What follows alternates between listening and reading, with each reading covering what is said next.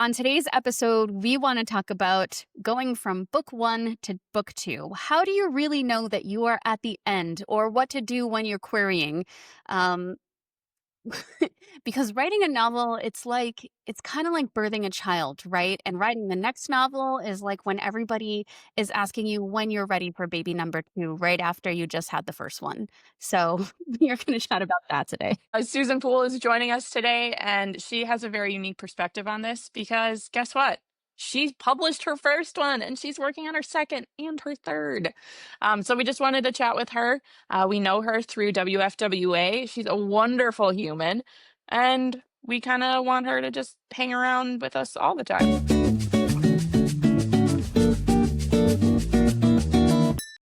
Welcome to this episode of Margs Manuscripts. We are so excited. We have one of our favorite people here as a guest. We just wanted to start off by toasting to all of you because this is our first episode since we have launched, and we are just like completely overwhelmed with all the messages and comments on our Instagram and TikTok from all of you guys like supporting us in the community, and we want to thank you so much for that. So here's to you today. That is our opening close.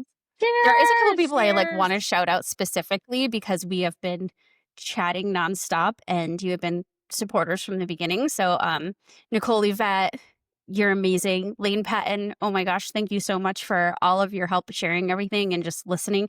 Karen Selby, it's been so nice to meet you. Kirsty Leonard, of course, and Mike Rosenthal, like we'll tag you in this and make sure you see it. But thank you. Cheers to you and cheers to everybody tuning in. Thanks again. So today we have Susan Poole.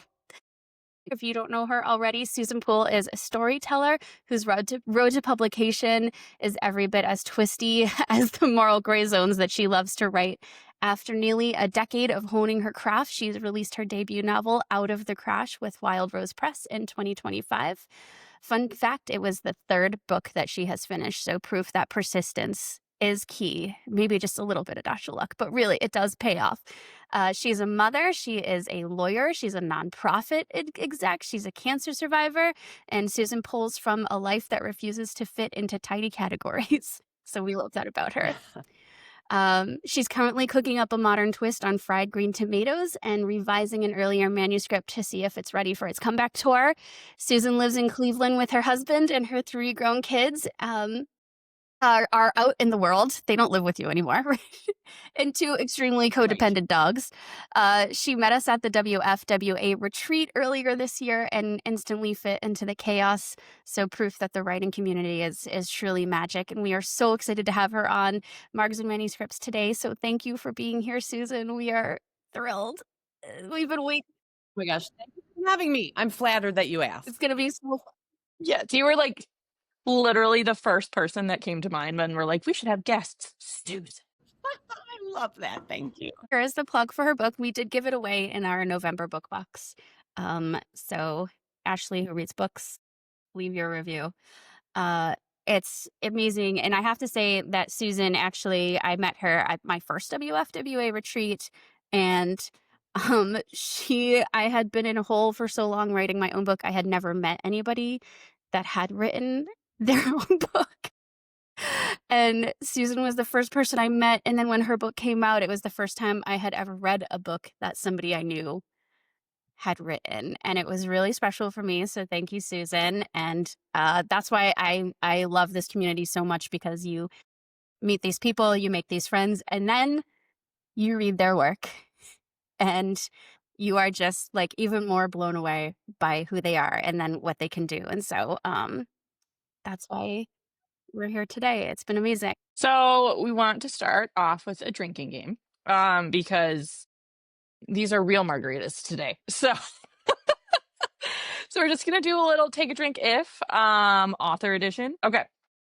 So take a drink if you actually wrote today. Yeah, I know. I didn't. Yeah, it should be take a drink if you didn't write today. If that's the case, then yeah. Okay, take a drink if you've ever forgotten your character's full name. Yeah. This is why we have spreadsheets. Or realize you didn't give them a last name until your query. Take a drink if you wrote something and then immediately deleted it. Like, yeah, that's oh, Susan, you're like, every piece of thing I write is Yeah. wonderful. You wrote in your manuscript, fill this in Oh, yeah. later. I definitely did. Or like, add some banter here. Parentheses, maybe not this. Take a drink if you took a break from writing and just wanted to check Instagram and suddenly it was an hour later. Or trying to get us drunk. Mm-hmm. Take a drink if you have more than 5 stories started, not More than finished. 5? More That's than a lot. 5. I'd say I'm at 3. I'm at 3. Susan feels like she has a lot. I'm 2. I'm You're at 2. 2. Okay. I'm at 2. Oh, that's not bad. So are you like once you start, you have to finish it? Yes. Working on 2 at a time is hard for me. Like, I'm tunnel vision. So, yeah. Take a drink if you realize that you totally lied and your entire outline needs to be scrapped. Outline schmoutline. I was going to say, who has an outline? This one does. Yes, I do.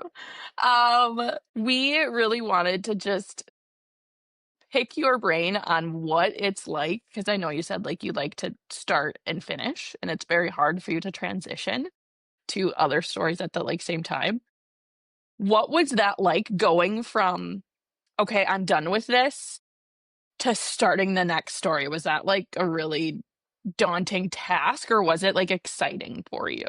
I mean, I think it was exciting at first, but then when you get into it further down the path, it becomes daunting, especially since I'm kind of knee deep in book marketing right now. My book's only been out since the end of July. So, for instance, I did a book club appearance a couple weeks ago, and they asked me what celebrity my main character reminded me of. And I immediately went to the book that I'm working on. And I wasn't even thinking about Out of the Crash because I wrote it 3.5 years ago or something like. So I moved on. And then somebody at the book club actually said, if you're going to do these book club appearances, you really should brush up on your characters. And I was like, I mean, it was funny, but I do get like, as a reader, I am the girl, I read a lot, but I never remember afterwards. Like I can't remember plots. I remember general. I remember if I liked it. So even with my own stuff, I was like, gosh, I don't remember. I don't know. So I do think the more I try to do this and move on, but then get sucked back into the book that I'm marketing, it is becoming more and more daunting, like you say.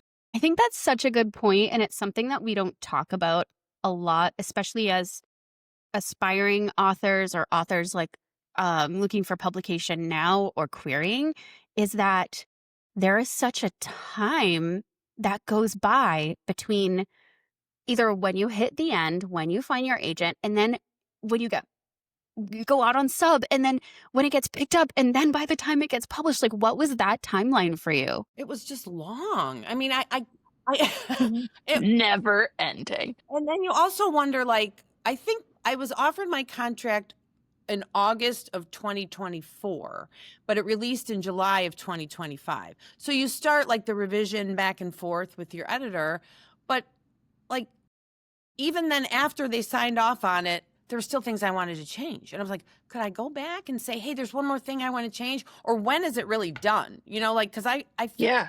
some people just are done and move on, but I'm constantly thinking of things like, oh, I wish I would have had this in there. Oh, I wish I wouldn't have had this in there, So yeah, I need to get better about that and just move forward.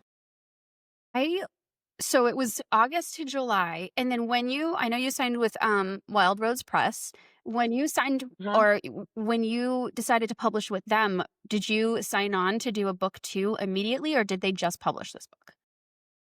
They just published this book, so I don't have 2 books, right? Got it. Yeah. So what was the deciding factor that was like, I need to start the next book? When were you like, this has to be?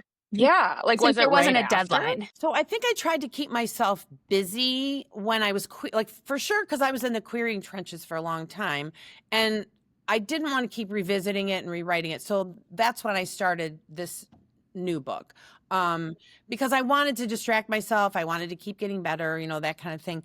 But then people do tell me, and I don't know, if this is valid advice or whatever, but I've heard from several people that you really want to get another one out there pretty quickly, not quickly, but like within the 2 years. So that's kind of why I came up with the idea of maybe I should revisit one of the ones that died on the vine, that didn't make it out of the query trenches, and maybe I should like brush that up. And so that's kind of why I'm juggling 2 projects right now. I don't know if that answers your question. I've heard that advice a lot because I'm in the query trenches right now, which is like, hey, you need to get yourself through this or like not be checking your inbox 500 times a day. So you should just start on the next Yes. project. But I have too much millennial anxiety to like put my mind into another place. And I am so afraid of moving on from this era of the book. You know what I mean? Like you said, like that Yeah. era was so long ago for me.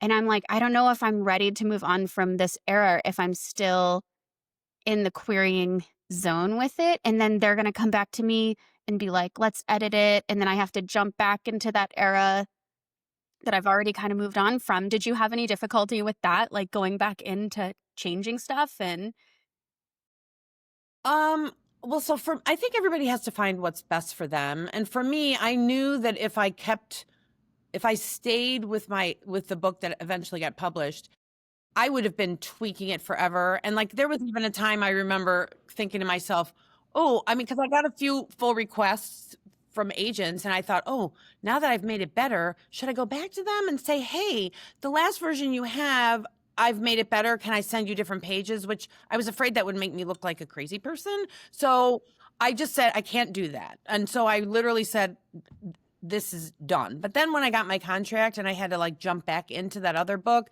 I just quickly abandoned the new one because I was so just over the moon that I was getting published. And, so that transition wasn't hard at all. Like I just said, okay, this other one is on the back burner. I'm not going to even think about it. And so I didn't think about it for at least a year, if not longer.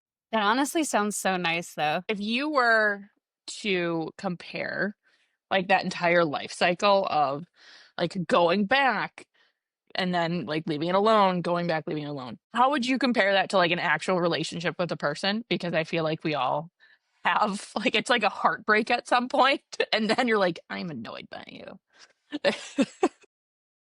So that's interesting that you asked me that question. I am a terrible boundary person. Like I have a terrible time setting boundaries. Even like people in my life that suck energy from me, hmm I let it happen until I can't take it anymore, right? So if your analogy is like, what do you do there? I have no good advice because I really will just let it happen and happen until I can't take it anymore. And then I would step back and finally say, I've had enough. And then somehow it always creeps back in. So I have no words of wisdom for you there whatsoever. I know my weaknesses, and that is a big one. So that's like the the boyfriend that's treated you poorly. He keeps coming crawling back. Yes, yes, yeah. I'm so curious too, because now that you're writing the new one, do you feel like you're a published author now? Or do you feel like that Yeah. author or writer writing your first novel again with all of the things that we experience, like the panic and imposter syndrome and like, is this good enough? Or did it like having that published book, which I think like we all romanticize in our head that we're all of a sudden going to gain this like magical confidence once we have a book out in the world. Does that happen? Is that real? I mean, some days I really have to sit back and go, I can't even believe that this dream actually came to fruition. So then I feel really good about it. And then there's other days where, like, of course, part of me thinks, well, if I get another one out there and like become a career author, can I leverage the fact that this book is resonating with people and it's, has some decent sales and some decent reviews? Will that like bring me some more brand awareness? And so there are days where I go, okay, I'm kind of doing this thing. And then other days I go, oh, well, what if the one that I'm kind of resurrecting now, it died on the vine for a reason, probably. And so what if I put it out there and people go, wow, I liked your first one, but I don't like your second one, which was really, my second one. And so the self-doubt, I don't think for me will ever go away. I'm constantly overthinking and constantly wondering, I never wonder if this publication was a fluke, because I know in my heart how hard I worked and, how much I put into it.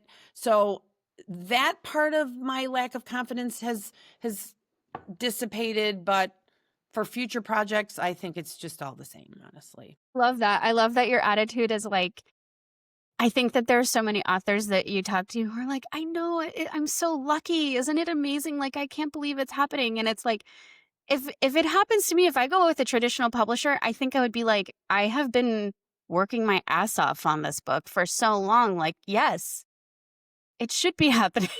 You know how long Yeah. this process is? I went to a book signing once, and there was a woman there who had multiple books published, and she was, I don't know, maybe in her late 60s, early 70s, and one of her books, one of her multiple books got picked up by Netflix, and they were doing a series, and she said now everyone in her circle was like, "Oh my gosh, that's so amazing. Oh, you're an overnight success." And she was like, "Overnight success?" I mean, she was like, people have no idea all the years, all the angst, all the rejection. And she was like, I didn't want to be offended, but I was really like, really, I'm not an overnight success. I've been doing this for decades. So I do think that's something that if you're not in this world, you really don't get. No, and Totally. there is, I truly believe, the longer that when we meeting people in the community, doing it yourself, the longer that you do it, the more you realize that there are no overnight successes, that things are truly like the only people who get success are the people who show up and do the thing.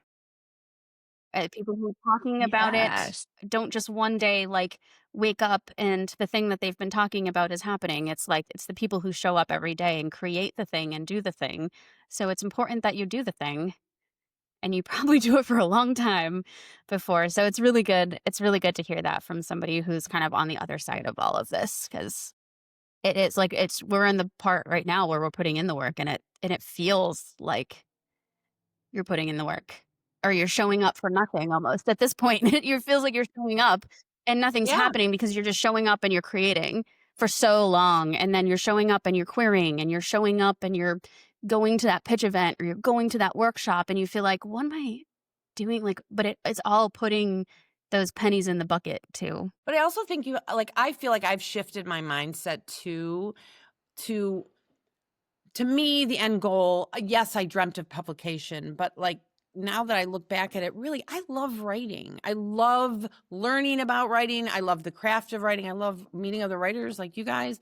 And so some days I just tell myself, if nothing else ever happened, that should be enough, right? I mean, that's a hard thing to swallow sometimes, but I really do repeat it to myself every day. Like I feel like I got where I wanted to be, and if I don't sell 2 books, which I've sold more than 2, but if I bought two. nothing ever happens after this, I'm pleased with where Yeah. I am. But I'm going to Oh still keep yeah, of working. course. I have a question. Is you wrote Out of the Crush after, I mean, it's based on a tragedy, and it's based on um being a cancer survivor, and it's based on all of these things that are deep and heavy themes. I'm so curious because your next book, you teased that it's a version of fried green tomatoes, and I'm so curious as to how like that transition is going for you from something that's this deep to, I'm trying to share the book as much as I can, to, I don't know, something. Do you feel like it's a little bit more lighthearted, or how has that tone shift worked for you? So I'm trying to make it more lighthearted. I think it actually comes more from a place of, so the main character is leaving her home, and because she has some mobility issues, so she's got to go live with her son. And so right now my mom has become very dependent on me, and I see how hard it is for her to give up her independence. So I think there still is a heaviness there, because that particular character, the one who's all of a sudden like was the nurturer, now needs to be nurtured, she's all of a sudden struggling with like, what about me? Like, why doesn't anyone know who I am? They just see me as this needy person. So I am trying to make it a little lighter. And so the other character kind of balances her out, because she's this young, bubbly social media wannabe influencer, and she kind of races into this tattoo parlor to videotape it, and she's winking at herself and everything. And she meets this woman who has had a lifetime of tattoos, who's getting ready to leave her hometown. So there's kind of like the heaviness, but then the lightness to kind of balance it out. So I think, and I'm only about 30% finished with it, but this one I did outline. So this was my first attempt at outlining. Oh, Proud of me, right? So yeah, so I think I have an idea of where it's going. So it's still a little heavy, but hopefully fun too. A little bit, yeah. That's really exciting. That sounds awesome. I'm actually really curious too to chat a little bit about how hard it is or easy it is to go from the end to the high of being like, that's done. I did How, it. what do you do when you start a new project? And like literally. Like, what is the process for you of I am sitting down and I'm starting I am something sitting down and fresh? I'm typing chapter 1. Yeah. Well, I mean, I feel like I've evolved a lot from the beginning, but and it was probably through a WFWA workshop that I attended about author branding. And I literally had an aha moment, because if I look at like the 3 books that I've written, the first one was about a serial killer. The I second didn't know one, that. because that's what I like to Like, read. Like I love to read mystery thriller. like Or, but hefty. And then the second one, the one that I'm resurrecting now, is about a murder on a reality TV show. But I'm kind of pitching it as like a Coldplay situation, because the woman who's hired, I don't have my elevator pitch down yet for this, but Oh, you're fine. there's a woman who is a defense attorney. Her husband cheated on her. She found out about it on live reality TV. And then her husband wants her to defend him when the girlfriend is murdered. So that one is romantic suspense. So you've got serial killer, you've got, this reality TV show, and then you've got Out of the Crash, which is, I think, a lot more realistic. It was really inspired by something that happened in my hometown for real. So sometimes I say the only reason I got this published is because I was very passionate about this one, because I watched it unfold, or a version of it unfold in real life. But when I went to this workshop about branding, it was like, I can tie them all 3 together. Even though they sound completely unrelated, they all deal with the idea of moral gray area. Nothing's ever black and white. Nothing's like it seems. There's always 2 sides to a story, which all of a sudden became my tagline for everything I write about. Even like I do blogging, I like to dig into that in blogging. And so I think when I started this next project, I asked myself that question, like, how does that fit into that author brand? Like this book, Fried Green Tomatoes, how does that black and white thing play out in a scenario with an older woman befriending a younger woman, where they're both think they're completely different, but they find out by the end of the book that they're very similar. So I think, and I worked a little bit with a book coach too, and she was always saying, what's the point of your story? Like, why are you telling a story? What's the point? So instead of starting with chapter 1, my advice is, start with, why are you writing this? What's the point? How does it fit into your author brand? That Oh, is I really love cute. that. Like, I want to now write this and put it on my I wall. Like, I have like know. a pegboard in This is front of why my we have desk. way Like, smarter what's the people point? on. Like, my wheels were like turning when you were saying that, because like I come from marketing, I come from branding. And that's always been like very much like in the forefront of how do I present myself like online, but also in like my writing. But I don't think I've ever actually heard someone like put it that like succinctly of just like what's the point? Like, why am I writing this? So I'm like, I like to jump in between projects, like be like complete like palette cleansers. So, like, my first one is like very much like a suspenseful fantasy romance. And then the second book that I'm writing it's a contemporary second chance romance, and like very different. But then like the third one is like going back to that first world that like I made. I think my like what's the point is showcasing women in like a seat of power and watching how they can change the world around them to fit themselves better. And now I'm just like, I know I have like life and shit to do now, but I just want to go write. Well, none of us wrote today, so Rap. you can go. Yes. Yes. Take a drink if you're gonna write. I think that's the thing too, to like reiterate for people who are like mid project. I felt like when I was writing my first manuscript and I was truly in the middle of it. I don't know about you guys, like, but I could not picture myself ever writing another book again. I was like, I am going to be Really? a one and done. This shit is too hard. Get me out of here.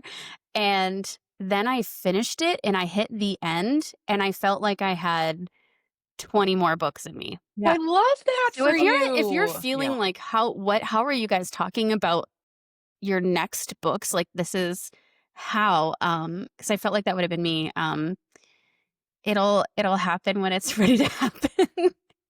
But you might get to that end and you might say, "Oh, I need to go back. I have no idea. There's other things I want to do. I'm not done. I'm not done yet."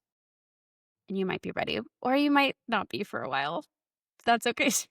Who do you think has a really wonderful author brand that you'd like admire? I mean, I'm thinking of just the Emily Henrys and Abby Jimenez's. I love those authors that have a million books out, but you go back and you look at like the first book or the first two books that they put out and they are nothing. Yes.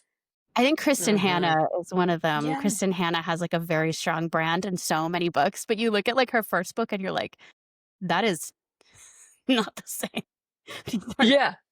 Yeah. Like Callie Hart, like I just finished her second book of like the Quicksilver series.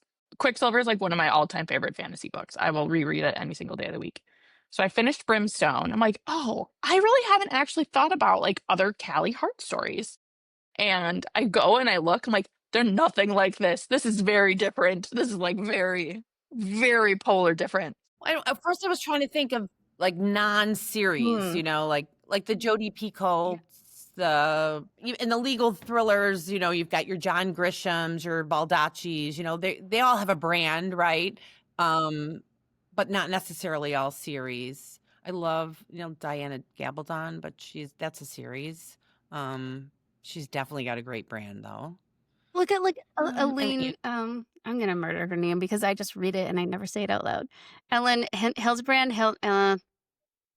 yes, like the ones all on Yeah, Nantucket. Yeah, that's a I great mean, brand too. like Yep. what a through line. But like, what if she wanted to write a mystery thriller? We'd all think that was a little weird, but we'd welcome her. I think it's actually kind of cool when they go off brand, right? Visual. Especially if they have a big name, because then everyone's kind of I intrigued don't want to by read a what's rom-com coming. by John Grisham. No. Bill No. O'Reilly He wrote a rom-com. story. He might have written a Christmas Story at one point in time. I didn't read it. Oh. Yeah, which would have been off. But Yeah. it's like Die Hard or something.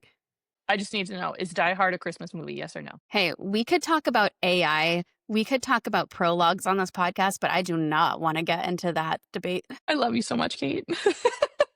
I can't do it.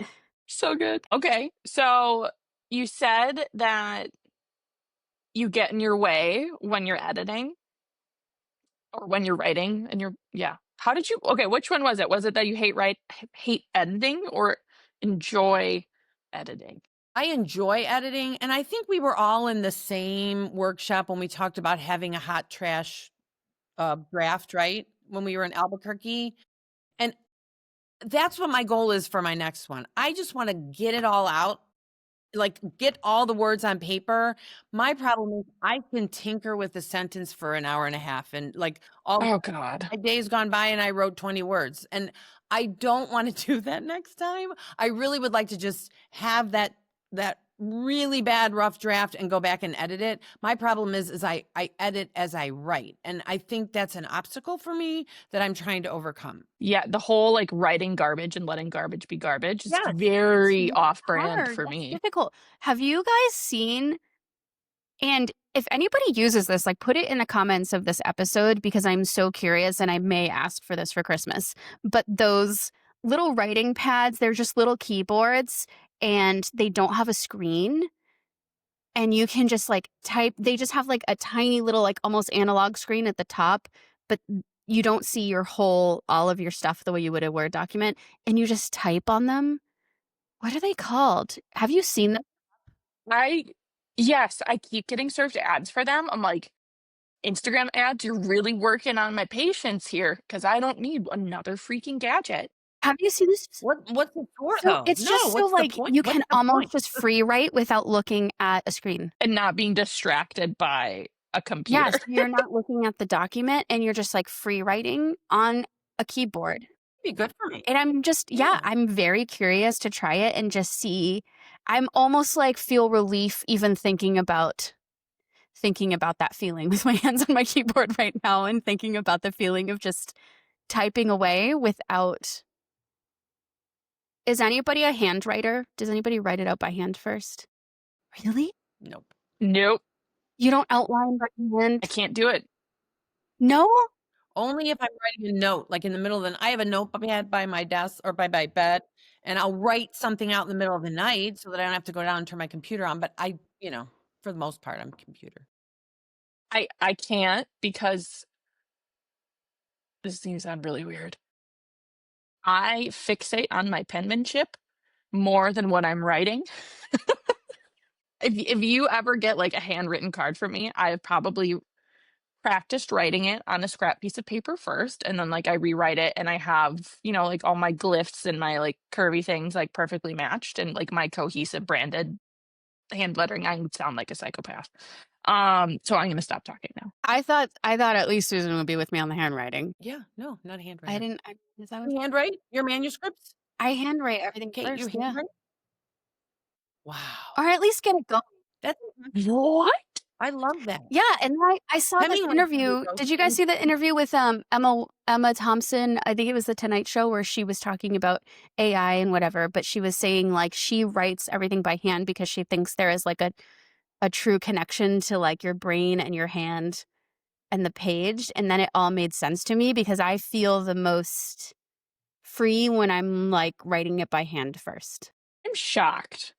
I'm shocked too. I have terrible handwriting, so I can hardly ever even read my own handwriting. So that might be one reason, but If you yeah, I write by mean, you're hand, probably more thoughtful let that us know. way, Can right? somebody be on my side in this and let us know if you write by hand because Right? I thought I Yeah.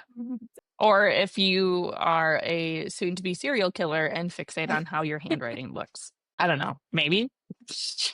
we just did an episode that by the time this episode comes out, it aired last week, um, on writing hacks, and we just talk about how hacks in writing aren't there to save time.